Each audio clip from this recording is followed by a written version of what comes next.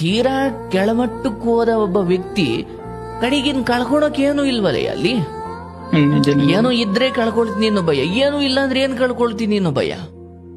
ಏನು ಇಲ್ಲ ಅನ್ನೋ ತರನೇ ಬದುಕಬೇಕು ನಾವು. ಹೌದು ಗುರು. ಏನೋ ಇದೆ, ನಾನ್ ದೊಡ್ಡವನು, ನಮ್ಗೆ ಅಷ್ಟಿದೆ ಇಷ್ಟಿದೆ ಅಂದಾಗ ಅಯ್ಯೋ ಕಳ್ಕೊಂಡ್ಬಿಟ್ರೆ ಎಲ್ಲಿ ಜನ ಆಡ್ಕೊಂಡ್ಬಿಡ್ತಾರೆ ಅಂತ ನಮ್ಗೇನು ಇಲ್ಲ ಅನ್ನೋ ಬಿಕಾರಿ ತರ ಬದುಕಬೇಕು.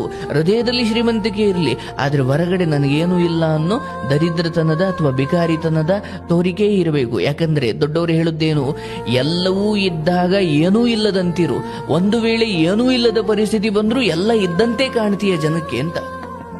ಹೌದು ಗುರು. ಯಾಕಂದ್ರೆ ಎಲ್ಲ ಇದ್ದಾಗ ನನಗಿದೆ, ನನಗಿಷ್ಟು ಬಂತು, ನನಗಷ್ಟು ಬಂತು, ನನ್ನ ಮಗ ನನ್ನ ಹೆಂಡತಿ ಎಲ್ಲ ಈಗ ನಾವು ಚೆನ್ನಾಗಿದ್ದೀವಿ ಅಂತ ತೋರಿಸ್ಕೊಂಡ್ರೆ ಅಂತದ್ದೇ ಅದರಲ್ಲಿ ಯಾರೋ ಒಬ್ಬ ಹೊಂಟೋಗ್ಬಿಟ್ರೆ ಅವಾಗ ದುಃಖ.